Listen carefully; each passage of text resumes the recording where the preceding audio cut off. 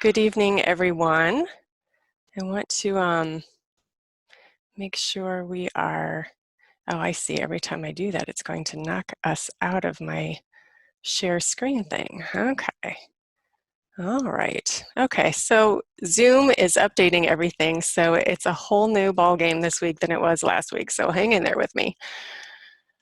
All right. Well, I am so glad you're all here tonight. I don't know about you guys, but it's been a really hard week um, over in my neck of the woods. And one of the one of the things I wanted to make sure we talked about it is change. You know, I have kind of rode the wave of all the changes that have been happening since all this started. This is our 5th webinar, so that means that I've been working from home for about 5.5 weeks now, and and you know, things seem to be pretty smooth with that. It was stressful a little bit being on the computer all the time and figuring out all the technology and all of that, but it was also kind of a fun change. I'm a novelty kind of person, so I like being able to, just try out new things. So that part was good. And then this week came along and I was over it. I'm done staying at home. Not that I'm not going to stay at home, but I definitely need a change of scenery. I went for a run yesterday. I've actually gone running 6 times in the last 2 weeks, which is like 6 times more than the last year. So it's been great in that respect. But yeah, I got a little cranky the last couple of days, and I'm sure I have a couple of people in my household who would vouch for that. Um, and I've actually kind of heard that from a lot of people this week. So part of dealing with change oftentimes can be, kind of the dealing with the gnarliness that comes up when we are going through a lot of changes that are not in our control. Changes that are in our control are a little bit easier to go with. Maybe there's little bumps along the way, but we we have a goal in mind and we're working towards that goal. So the changes and the bumps along the way are a little bit easier to swallow. But when the changes are out of our control and there's no end in sight, there is, of course, going to be an end, but we can't see it. We don't know how long it's going to be. That can really make a difference to how we're managing things on the inside. So I wanted to address that for us today. Okay, so I'm going to go to our next slide. So I love lists, so that's why I'm always putting lists up here. I like a process. I like something that has a beginning, a middle, and an end. I can figure out which step I'm on and then do what I need to do and then go on to the next step. That's just how my mind works. So as I was thinking about, how do we allow ourselves to be in the flow of changes, um, it's always about awareness. Anytime we're growing through something, it's about awareness, being aware of what's happening on the inside and, just being able to know how we're responding to those inside goings on as well.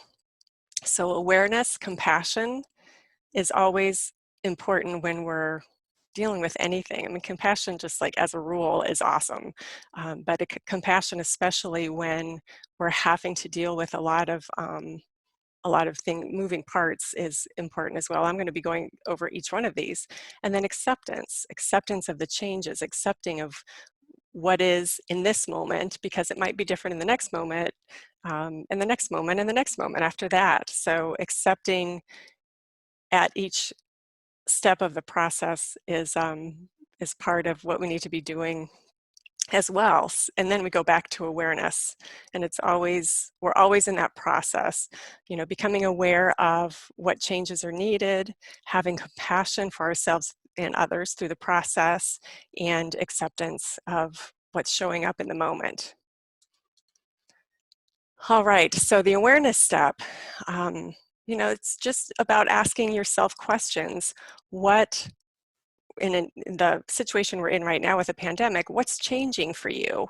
I sent out a list of questions that, were more than, we probably had time to think about over the weekend, but, just to give you some reflections, some ways to start off a reflection time of what's changing for me, for my family, in my community, in my country, in the world, and how am I feeling about those changes?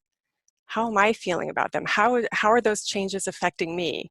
Some of the changes that we're witnessing don't affect us at all. There are some people who um, stay at home all the time. Maybe they'll go out for social activities every now and then or groceries. So the stay-at-home order didn't change their lives drastically. And for others of us, it very much changed our lives. And so how is that affecting me? Am I happy with the changes? Am I disappointed with the changes? Am I excited about the changes? And how we're feeling about something that's changing now may be different how we're feeling about it tomorrow. So continually checking in with ourselves helps us to continue to be present with what's happening on the inside. And the reason this is important is, especially when we're going through this existential trauma that we're going through, is because what we're deciding along the way, those little decisions, those little adjustments we're making are becoming new wiring in our system. So we want to make sure the wiring that's happening during this time is wiring that we want. Not that we can't change it later, but we just want to be aware of how we're feeling about it, because that will allow us to hold it in the most constructive and healthy way possible as we go through this. So I brought back the spiritual thermometer tonight so that we can just kind of remember that as a tool of where am I at with this change? Am I loving it? Am I hating it? And where do I need to be in order to move through this change? Again, in neuroscience, we say, name it to tame it. So what is the change that we're going through? And, if we can talk about it and name it, then we can deal with it. If it's just rolling around in our heads and we're just feeling about it and not really aware of it, which is what happened to me this week, then it gets more difficult. I wasn't really, I was kind of feeling, so let me just use myself as this example because it's so relevant and current. So this weekend, Friday, Saturday, and today, I had an online training, a brain spotting training that I was assisting with, and I was very much looking forward to it. It was going to be in Milwaukee, and it turned out to be online, of course. So I was really kind of anticipating it with a little bit of stress. I was looking forward to the content, but sitting in front of a computer from 9 o'clock until 7 some nights was kind of wearing on me. It was just kind of grinding in the background. And I knew it was there, but I also knew I couldn't really do anything about it. So it just grinded on me, and then I had 5 days of work, 3 days of online, so my work is all online, 6 to 8 hours every day in front of the computer. And then, the 8 or 9 hours in front of the computer for this training. And then I have a 4-day work week after this. So that's, help me do the math here. That's, I don't know, 10, 11 something days in front of the computer in a row, 12 days. And I was not looking forward to that. So, but I felt like I couldn't do anything about it. So saying it out loud, so I am the kind of person that if it comes out of my mouth, I believe it wholeheartedly. I don't kind of talk about ideas that may or may not be there. I'm so concrete. So I knew if I said it out loud, there's nothing I could really do about it. So I would just kind of like fluff it away in my head, but it wasn't going away. It was building. So it was like churning in there. And by the time Friday rolled around, I was like, I was just like short and impatient, and my nerves were on my skin. And it was because I just felt. I was feeling trapped. I was feeling trapped at many different levels. And I'll kind of continue to use this as an example because of what we're talking about tonight. So anyway, so some responses to what's, any change that's happening, but especially right now, some of our responses are coming from our own unique life history. So, so people who, during this training, this was a brain spotting training with 100 brain spotting therapists, and we were all kind of feeling and being able to process what was happening for us, as and indirectly with our clients, because we're hearing everybody's story. Everybody has a different story about what is happening for them and how it's affecting them. Plus, each therapist is, because we are human, each therapist is feeling what they're feeling about what's happening, as well as about what they're hearing. So we're kind of like the second responders in a certain sense, because we're certainly not on the medical front line, but we're hearing the emotional after effect and current effect of what's happening. And, any trauma in somebody's history, remember, trauma hits our survival mode. So any trauma in somebody's history is going to be magnified right now because of what's happening, because this pandemic is hitting people's mortality sense and survival sense to a large degree. For some people more than others. It just kind of depends on, how much work has one done in order to be able to hold this a little bit at a distance, right? Instead of feeling it, inside and all around, and kind of the past trauma becomes a filter through which we're seeing the current situation. So, so a lot of our awareness of how we're feeling about things is going to bring up what has happened to us in the past. Using that three-step process that we talked about last week. What is the emotion I'm feeling? What is the story that the emotion is telling me? What's the story around it? And what's the new perception I can hold that will be calming and realigning for me? And allowing yourself to be human about it.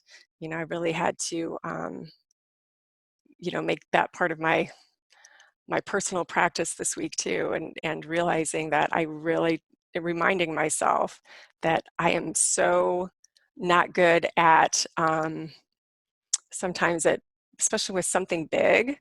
It's like the bigger it is, the less I give myself credit for how I'm feeling about it, or give myself validation for how I'm feeling about it, which kind of brings us to our next piece here. So compassion. Compassion is so important because we are human and we have human responses. We have our history, and that history is going to come up. Maybe it's a conscious something that we're aware of, maybe it's not conscious, but it's going to come up either way, and we have to give ourselves credit for being around in this lifetime for a while, and that things get triggered, and that's just the way our mind-body system works, and it's true for every person on this planet. And again, some responses come from your unique life history. And to have compassion for those when they come up, they're coming up to be healed. They're coming up to be made aware of, and to let this energy that I'm feeling, this emotion that I'm feeling, is not entirely from the pandemic. Some of it's from the pandemic, but some of it is from such and such experience that happened to me at some other time. And remember that you'd be gentle with other people, so why not be gentle with yourself? And that love, self-compassion, is really self-love, and love and compassion encourage change, and criticizing ourselves stifles our ability to flow with changes. All right. And then the final step of the process, if we can say final anything, is making peace with the change, accepting what's happening, accepting what it is, accepting that I am going to have 12 days in front of the computer, and that's just the way it is, and I wouldn't I wouldn't change that for anything. The training this weekend was fabulous. It was so powerful. And probably because we were all up close and personal on our screens, it was more powerful than if there were, 120 therapists in a room kind of milling about and getting their coffee and going to the bathroom and listening and talking and being on their cell phones. We were all right there together, going through these processes and learning these tools and watching the demonstrations and then working in the dyads that we worked in, and we had that closeness. I would never change that. I love what I do during the week. I would never change that. And that's wonderful. But then I had to get conscious and find some other ways to deal with my feelings of feeling trapped and feeling like kind of numb, like my brain was feeling kind of numb and trapped all at the same time. And so being able to get out and, just eating while the workshop was going on, and then at lunchtime I would go outside and, just make my own changes to deal with the change of, hey, I have to be online all the time. So if I don't email you back right away, it's because by the time I'm done with my day, I close my computer and I walk away. So it may be a couple of days before I respond. So grieving any losses, again, because some of this is going to bring up past issues, if we're reading about losses, if we're experiencing our losses of, knowing people who are, catching the virus, maybe they're getting better, maybe they're not, but it's going to touch on other grief that we've had in our lifetimes. So what else might you be grieving through this process? What else is it touching in you? And it goes into fear of the future too, which is a little bit different than grieving a loss. That's a anticipatory anxiety, right? That may or may not be true. So we have to kind of monitor that, but to understand the reality of what is also. So acceptance and compassion are not about being, as somebody called it one time, a bliss ninny, right? Where we only think about the positive things and we don't deal with reality. We don't want to go there, but we don't want to be so focused on the scary possibilities that's where we're living, because that's our survival mode. That's way, way, way below a 5 on that spiritual thermometer, right? So we want to be able to go, okay, what's real? What's here? What's in my control? What can I manage? And work with that. Work with the concrete reality of today. And finding the silver lining around the shift, even when it can be difficult. I've heard from people who have felt guilty because they love this time off.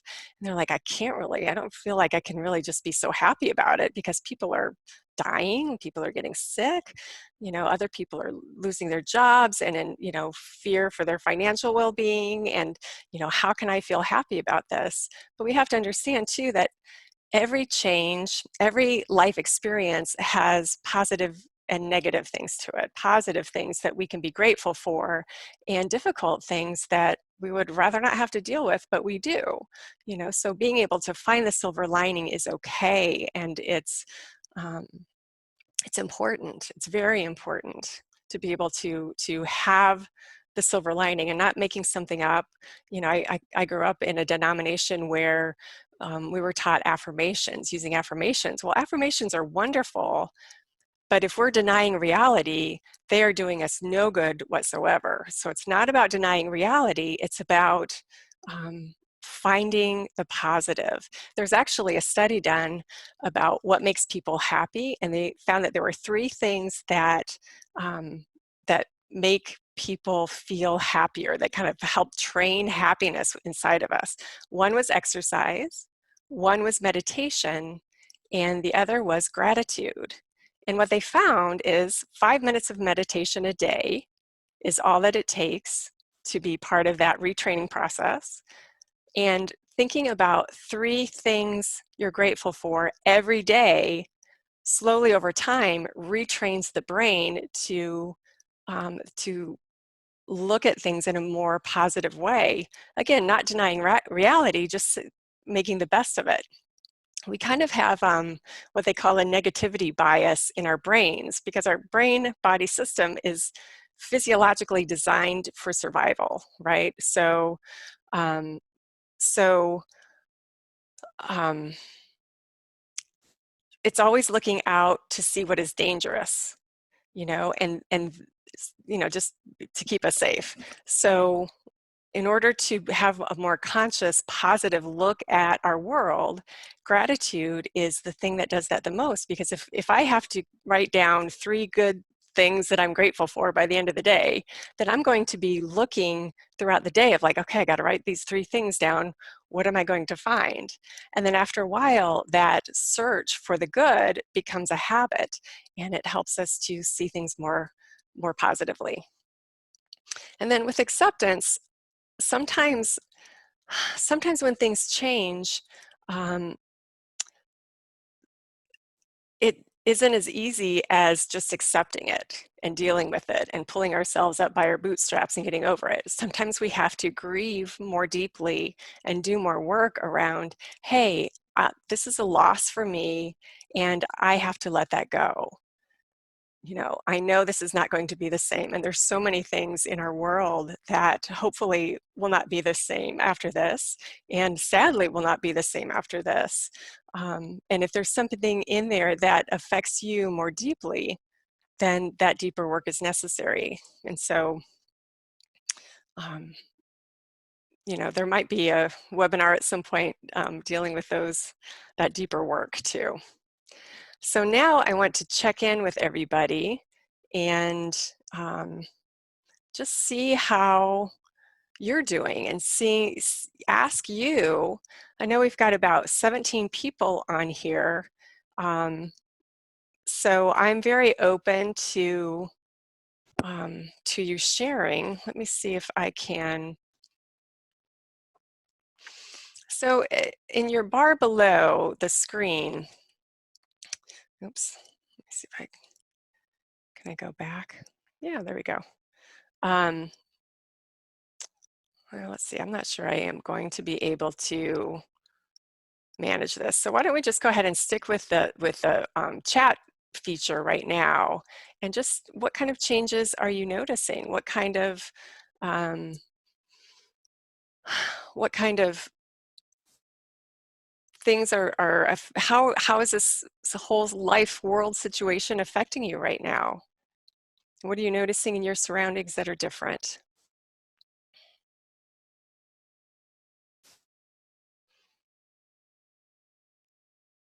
Just go ahead and put it in the chat feature. There's a bar at the bottom of your screen.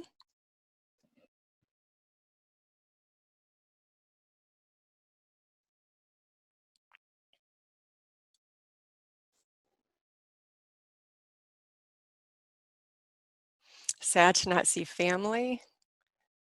Yeah, and our granddaughter, sad to not be able to see her friends at 4 years old. Yeah, and it's hard to explain to a child what's going on, right?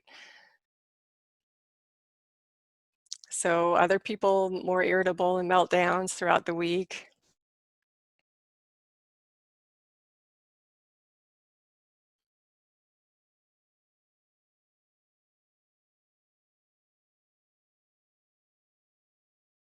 Mm, that's a really good point. Um, somebody Somebody is mentioning that, like for 4 weeks, things were going and kind of got into a new routine. But after the 4 weeks, it's like that new routine kind of, we flatlined on it, plateaued to it. And then the stressors started showing up more. We were so busy just trying to adjust to everything that was keeping us occupied. And then all of a sudden, um,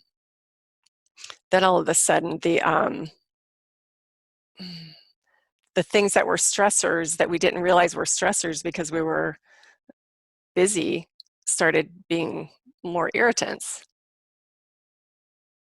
Okay, so just not feeling okay and feeling oblivious. hmm Hard not to see loved ones. Yeah.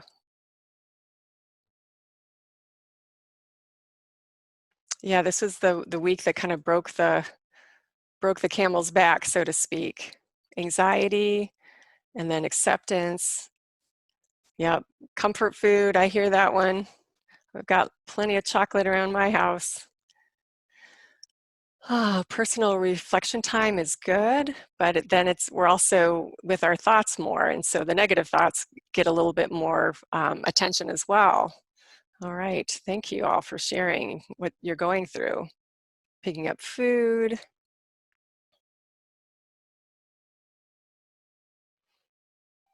feeling more depressed this past week, video chatting. Um, yeah, our usual distractions like wandering a bookstore. Doesn't that just sound like a luxury right now? Going to the library. Um, yeah, lots of things that just seemed like a quiet, n- not a big deal thing are very much bigger. It's hard to see people in the stores with no masks, and yeah, it's like then we get to this. You know, we went on, took the dog for a walk today, and somebody else's dog, they had their dogs off leashes, and the dogs came up to us, and we're all like, well, is their dog going to give COVID to my dog? Because they're not going to stay away from each other, and just all these different things we never had to think about before, and we don't want to be worried or scared about them, but we have to be aware too, right? Okay, so yeah, seeing leaders fighting brings up old stuff. It doesn't add to our feelings of safety. Yeah, yeah. The 4 week mark seems to be a big one. Yeah, can't do some of those things. Yeah, so somebody who works at a school, um, the closing for the rest of the year hit hard. Yeah, 'cause now it's a temporarily permanent change to have to adjust to after the initial maybe just okay, well, this is temporary. We got to kind of still be on the alert for maybe going back or something, but now you're not being able to do that. All right.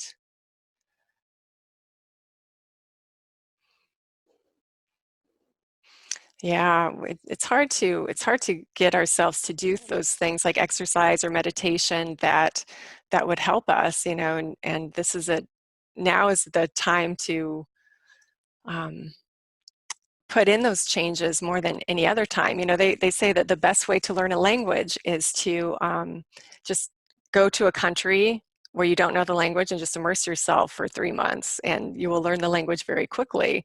And so in this time, it's almost like we're on a different planet even. And so any kind of change that we want to make, now's the time to do it because everything's all in turmoil anyway. It's all turned upside down.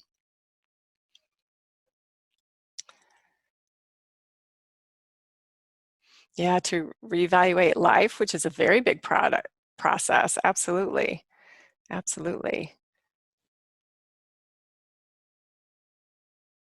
Yeah, yeah, it's hard, like I definitely believe too that this is happening for some kind of universal reason, and there's so many positive things that can come from it. Just dealing with what's happening day to day can be a little annoying and difficult to. I don't know why that scribble just showed up on my PowerPoint. That's funny. Um, difficult to deal with and manage and to see, okay, this is supposed to have a positive outcome. What's it going to look like? Because it's not there yet. And, when is it going to come? Yeah, hoping for that better social system. All right, good, good. I'm going to go on to our next one because there's more questions on our next page here. What do you hope remains changed once it's done? What changes are you grieving? What changes are you grateful for? Yeah, and we're all talking about that new normal too. Well, we've got our midstream normal, right? That we've had 4 weeks to adjust to, and now some of us are feeling kind of gnarly about it, even though, we're on our way to acceptance. But then there's going to be a different normal in a month, and then a different normal a month after that. And what is it going to look like when this is all done? And it's hard to imagine. It's hard to imagine because of the day-to-day news. It can be hard to imagine because we just don't know. I mean, I know that a lot of people, the economy is um, the main focus because we know that's going to affect a lot of people. And there's the greed aspect to that in some, but I don't think that's the overall thing. I think the overall thing is that that affects a lot of people, and how are we going to take care of our people, and um, how are we going to support the large amounts of people that we have in our country, let alone across the world? There's lots of impact that that's going to make. Done with virtual meetings. Amen. I saw a meme a couple weeks ago that it was Fred from Scooby-Doo, for those of you who know Scooby-Doo, and Fred was holding the bag that was over the monster's head, and it said, "Now we're going to find out who's really behind COVID." And it pulls off the bag, and it said Zoom, because Zoom is our virtual meeting thing. So yeah, Zoom set it up. So that, not really, but yeah, it's done with Zoom meetings for sure. All right. Ah, yeah.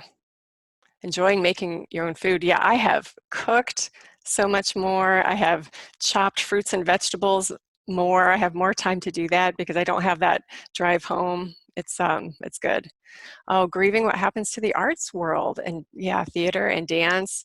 I know a few people who work in that arena, and they're wondering, if even next year things are going to finally open up. So that's kind of what they're planning on. They're not planning on many things for the rest of this year. That's going into next year.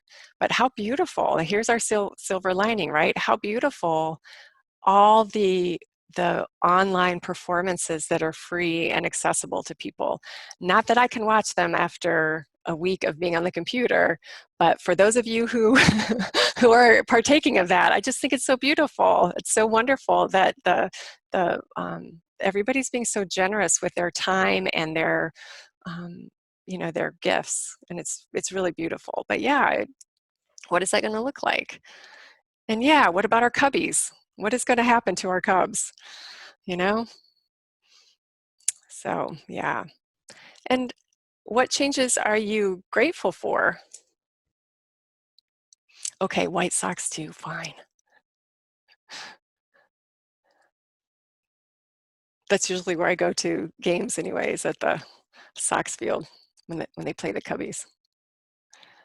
Enjoying online performances? Yeah, good. Yeah. A bit of humor.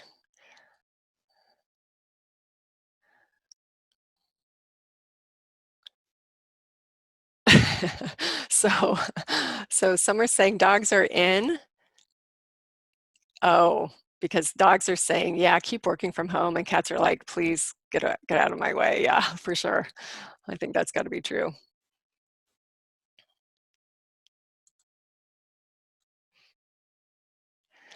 Love and compassion. The biggest change is the love and compassion that I've witnessed evolving with total strangers. Yeah. It's so wonderful. I'm in my living room right now looking out my front window, and it's so fun to see.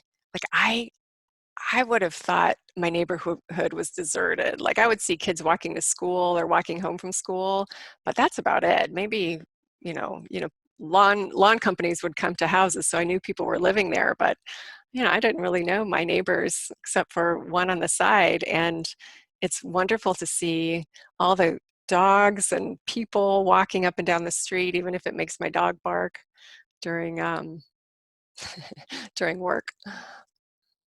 It is wonderful. It is wonderful.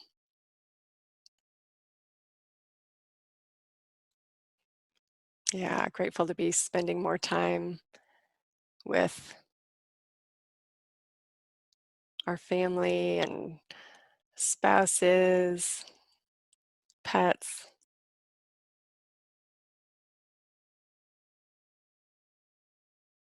cook real food, being able to take power naps. Yeah, the general sense of camaraderie. Yeah, I think that's there.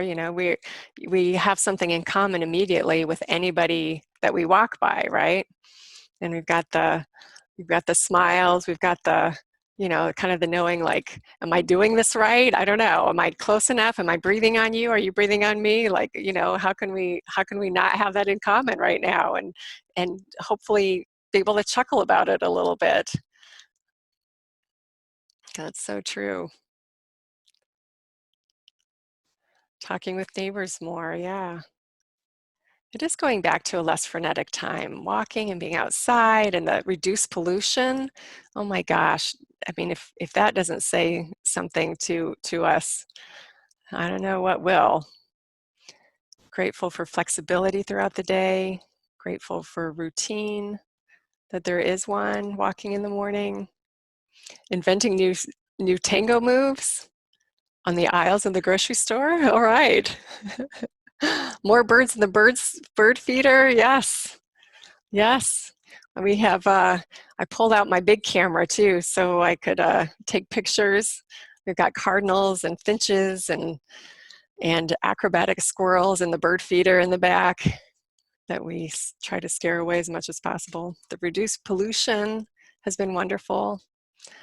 Yeah. So how are you showing yourself compassion through all these changes? That's a good silver lining. Rich is grateful for the windstorm that blew his fence down, so now he has a project to keep him busy. A socially distant project too, no less. So you're set. You're set. That's great. How are you showing yourself compassion through all of these? Yesterday, it took a run for me um, to trying to just get out of my space, and it helped me kind of evaluate. It gave me that time apart that I needed because I was just going through my day, just getting stuff done and doing the training and all of that. And I was able to reflect while I was out.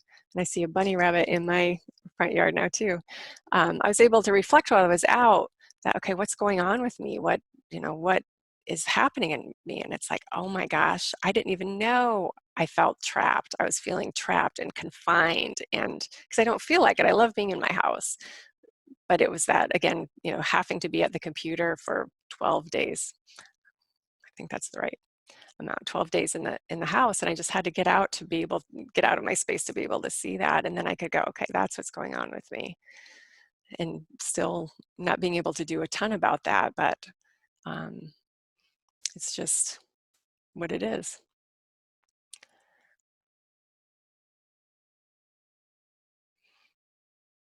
Yeah, it's hard not to be able to be there for people who are maybe having a harder time than we are, right?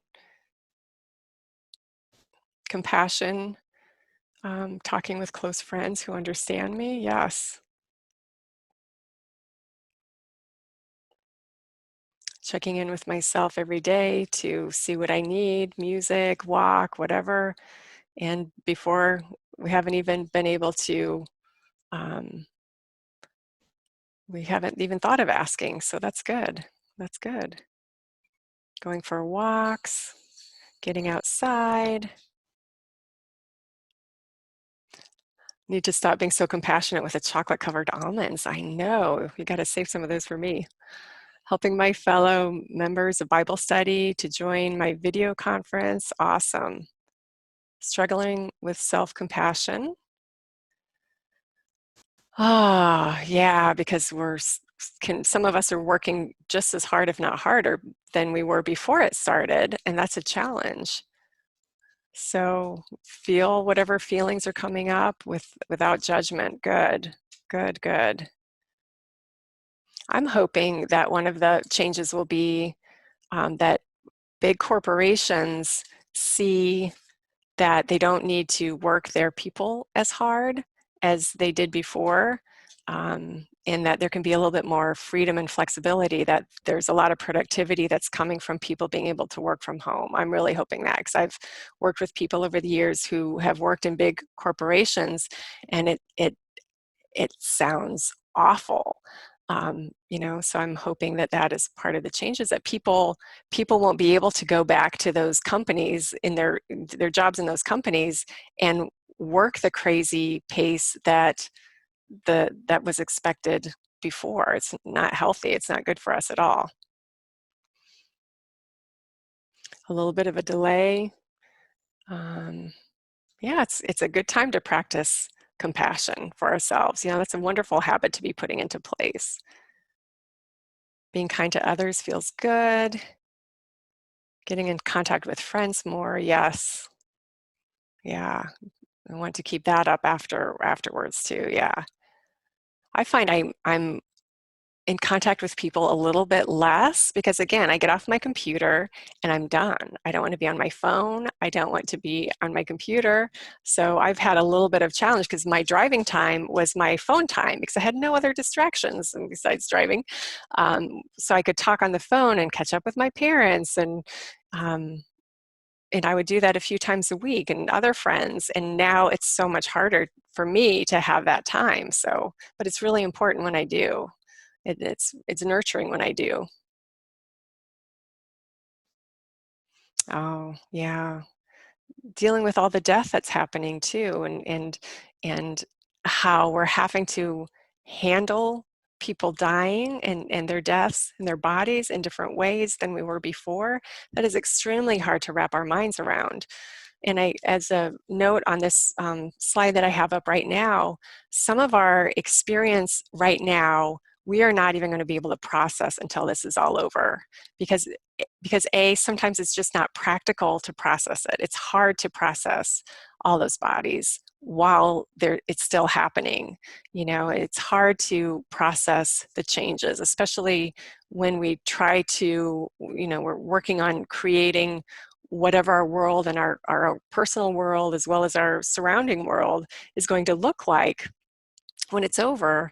you know we're going to be like, oh yeah, I have to go back to this, and that was gone. And so some of those things aren't even going to be in our awareness to process. Some of those things are ongoing right now, so we can't really process until it's all done.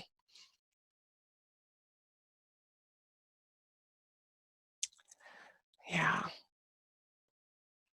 Self-compassion by getting off the computer when you don't have to be on. Yeah. Check. Sorry about that. My computer just kicked me off. Dealing with internet that kicks us off. Oh my gosh. There we go. Okay, so let's go back. I will go back to our PowerPoint in a little bit here.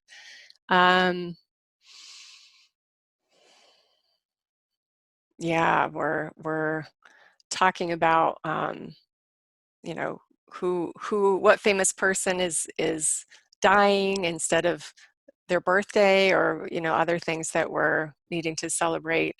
Um, So it's still important to celebrate all those things. Thank goodness for Facebook. I am so glad for all the annoyance of Facebook that it exists, and it tells me whose birthday it is, and that I can reach out and at least say happy birthday to them in that way.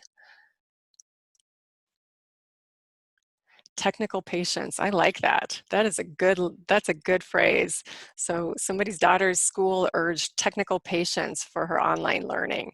And how about those teachers who have been so amazing at making that change from classroom learning to online, and having to do all that quickly, and I like that the the the rule has been, I can't remember how they phrased it, but the rule has been, a child at the time of online learning, when it started during this whole process, cannot get a worse grade than they had before. So their grade can only improve. It can't decrease, because now kids are having to adjust to, does the family even have a computer for that online learning? Is a child, does one child, whatever age that child is, all the way up to us, right, doing online learning, online classes, do they do better in person than they do in this kind of format? You know, it's going to speak a lot to learning styles. Some kids are going to do better in online learning, and wouldn't that be fabulous to allow that and incorporate that into schools when this is all over for the kids who do better with that versus you know, versus in person. Teachers definitely deserve a raise. They have deserved a raise for a long time. Yes. All right. So let me get back to my PowerPoint and I will see if I can do that without hurting anything. All right. Okay, why do I have, there's two things coming up. Oh my gosh. My computer is going crazy. Even my computer is tired of being on all the time. It's freaking out. Okay. So let me see if I can share my screen again. Are you guys there? Yes, there you are. Okay. Good heavens, what a day. All right, share screen. Where's my PowerPoint? There it is. Okay, here we go. All right, did that work? Can you guys see my PowerPoint? Yes? Okay. Whew. All right, so back to meditation. Meditation is, again, it's the exercise for flowing with anything that's happening. We tune into our bodies, and our bodies are going to tell us when we're stressed about something. So if we're tuned into our bodies, then we have more feedback of what's going on inside. We can use our breath to calm and recenter. You know, if we're below that 5 on the spiritual thermometer, we can use our breath to relax and help us come up to that above 5 space. The heart math quick breath is a way that we can do that. And we did that in our first week together. I also just read an article today in between my other online learning that 4 slow, deep belly breaths per minute reduces stress and cortisol levels. So our quick breath is into the count of 4 and out to the count of 4. So 4 long breaths per minute would be about 15 seconds. So about 7.5 seconds in, breathing in, 7.5 seconds breathing out. And that has been shown to reduce stress and cortisol levels. They tested saliva, so the cortisol levels went down after that. And we need to be practicing harnessing our anxious thoughts too. That's going to help us stay above that 5. That's going to help us think clearly. It's going to help us be more attuned to ourselves and to others. It will help us reframe our anxious thoughts. Our meditation will help us reframe our anxious thoughts.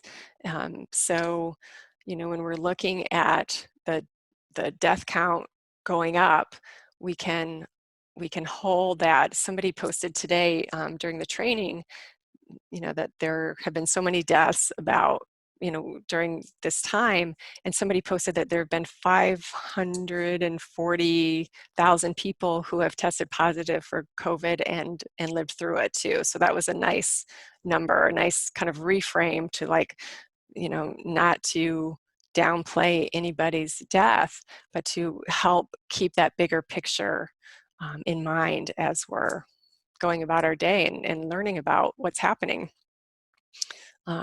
Tuning into gratitude can help also with harnessing our anxious thoughts and being present, being here now, you know, with all the things that's happening, whether it's the conflict or the, you know, who's staying home, who's not staying home, and all of that. If we are just present with ourselves, we are the only ones we can manage anyway. Most of the time. And sometimes we even have a hard time managing ourselves, not to mention anybody else. So if we're right here, right now, we can see, what can I manage right now? What can I do to support myself now?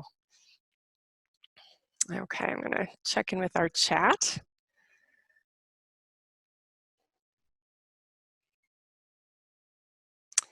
All right, good. Using that quick breath. I love that. I love that quick breath.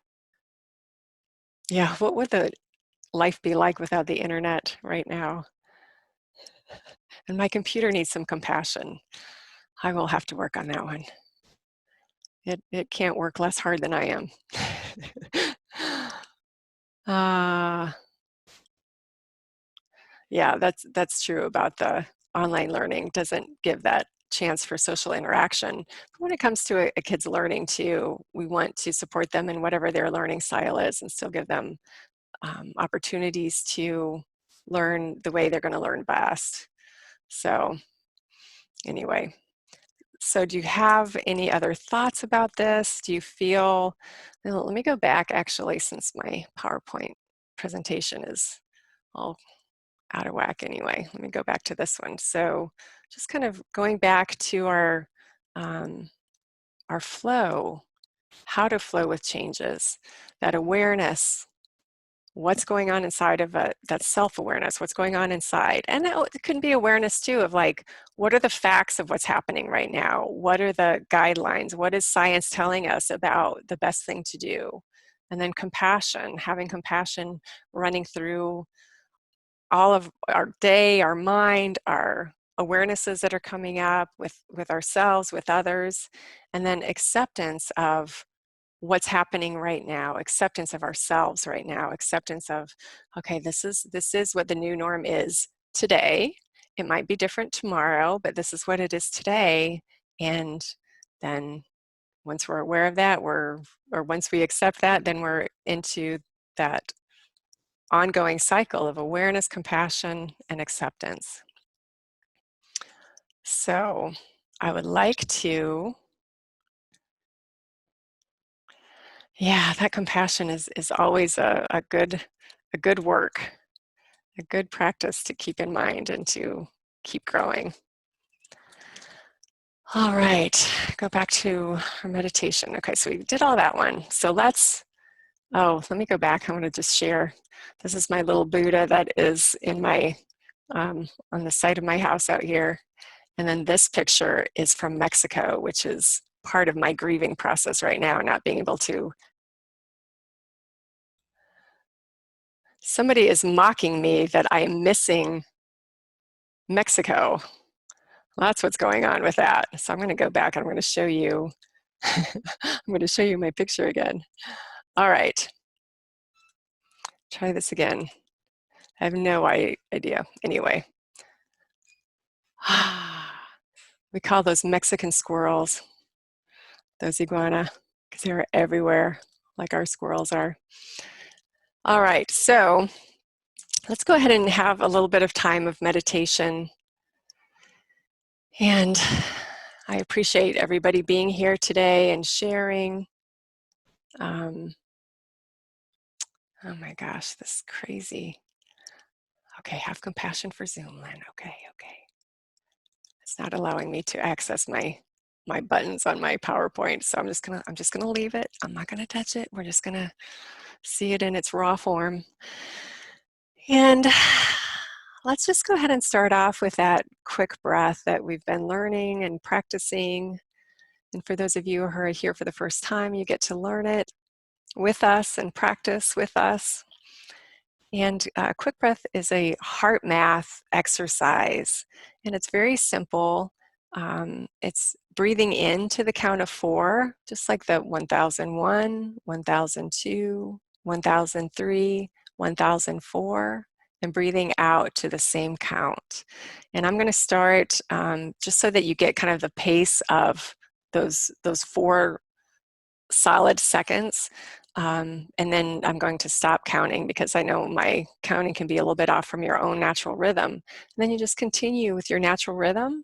And then after a few minutes of that breath, I'm going to direct you with the next step, which is finding in your mind, in your imagination, if you will, the tip of your heart. And I always like to kind of put my finger where that would be because it helps me put my attention there. So then when our breathing is in a flow, we put our attention at the tip of our heart and just let that breath continue to the count of 4, breathing in, to the count of 4, breathing out. And what heart math says is that that puts our mind-body system in a state of coherence, which is, and how I would describe that is a state of integrity and cooperation. So let's just start with that breath. Breathing in to the count of 4. Breathing out to the count of 4. The counting goes breathing in 1001, 1002, 1003, 1004, and out 1001, 1002, 1003, 1004. So just continue that counting within yourself as you're breathing, maybe quickly, maybe slowly,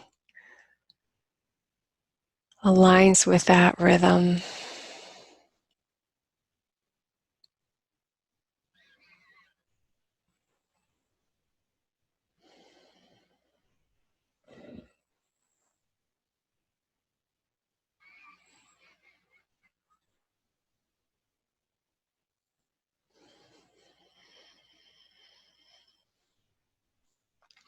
And for extra relaxation, if you can make sure those breaths are coming from your diaphragm instead of your lungs. Diaphragm is a muscle that is just under the ribs, above the stomach. Those are deeper breaths, more calming than our lung upper breath.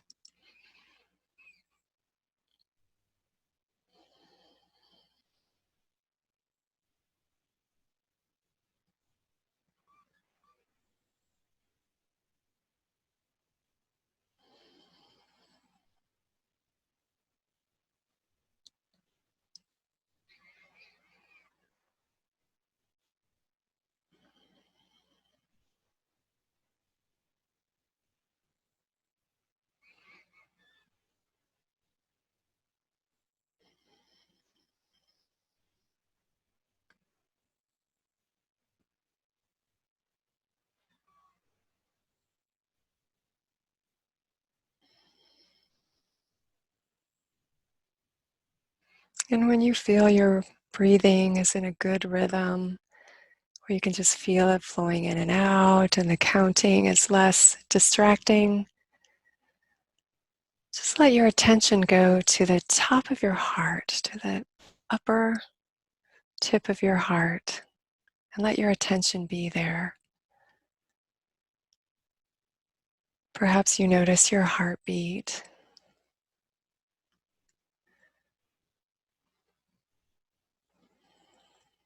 Just let your attention be in the center of your chest, your heart center.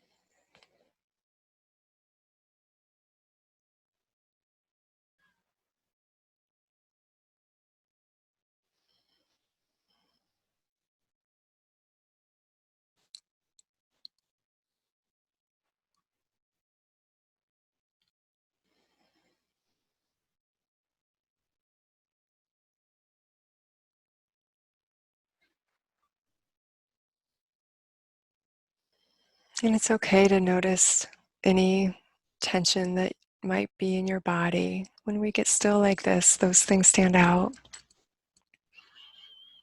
Just notice those body areas with compassion.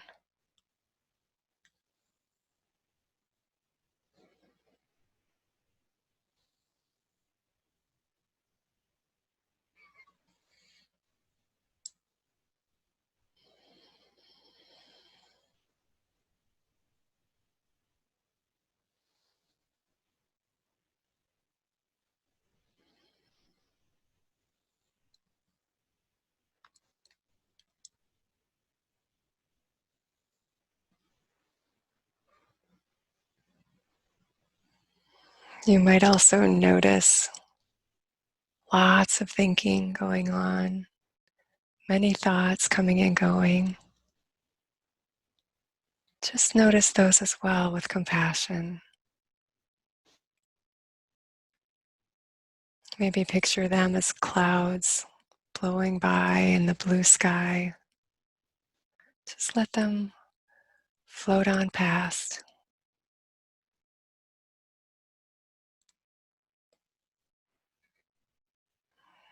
And let your attention move back to that tip of your heart, your breath, your center.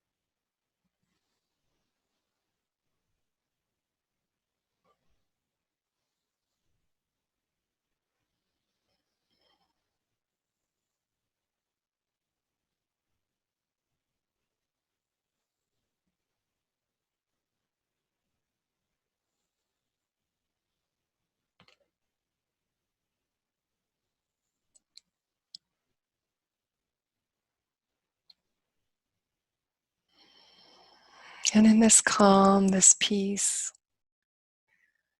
I invite you to picture our planet.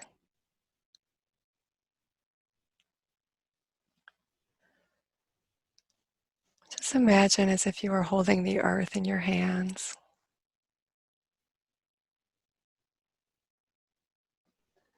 And continue that breath.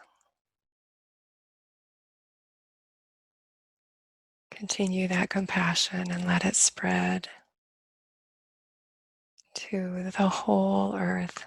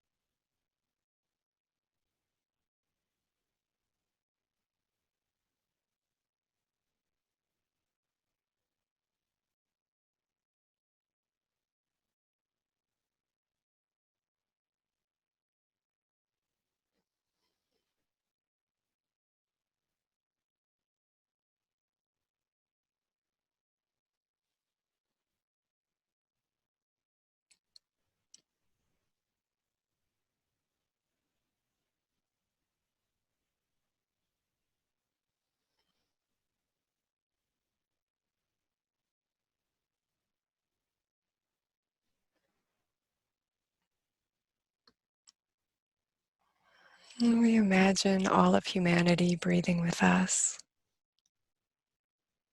in this calm and soothing way.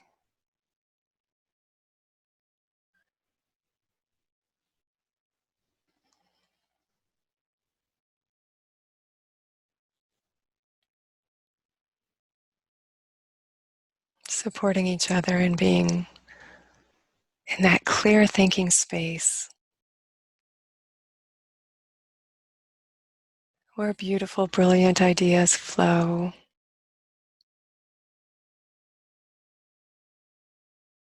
Solutions, compassion, wisdom.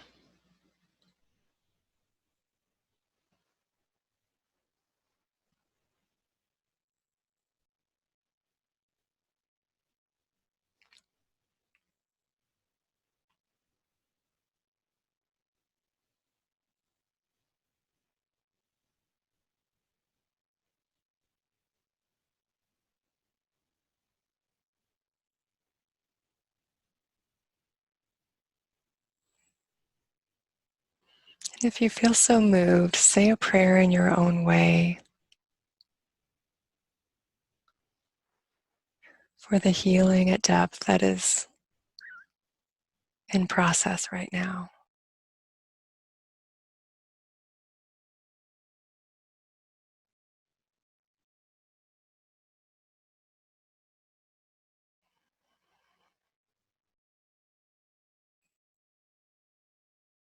Healing of our planet, healing of our countries, our communities, ourselves.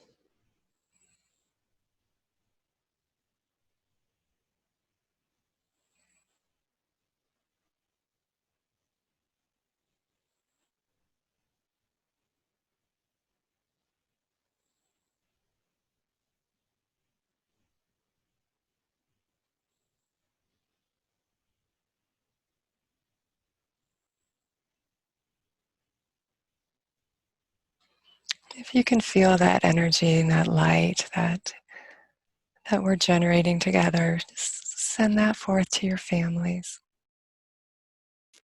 near and far, friends.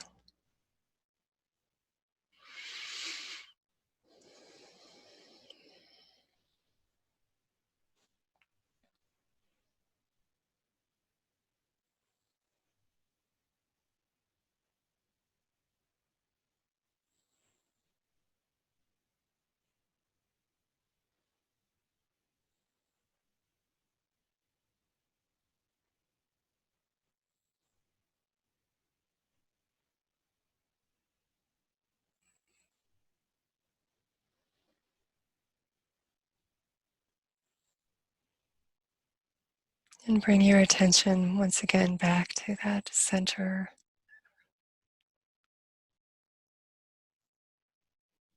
to that tip of your heart.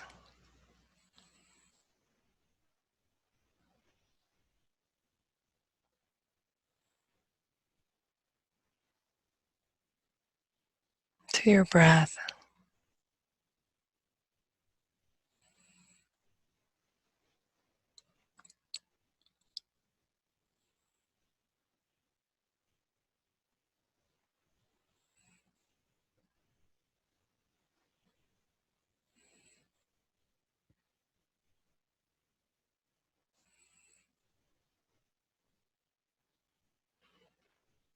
Feel yourself in the place you're sitting, your chair,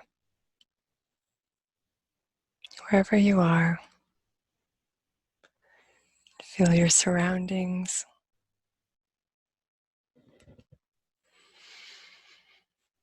And when you're ready, take a deep breath to let your mind-body system know that it's time to switch gears.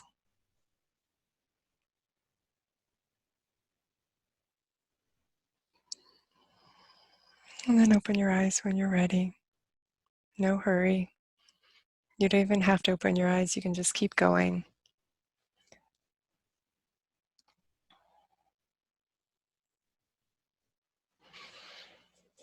Thank you all for participating tonight. I won't say too much. Just in case you want to hang out in that space for a while. Have a wonderful week. Embrace those changes. Embrace the things that are happening inside and out. And please feel free to email me any thoughts of what might be supportive to you during these gatherings. I'm very open.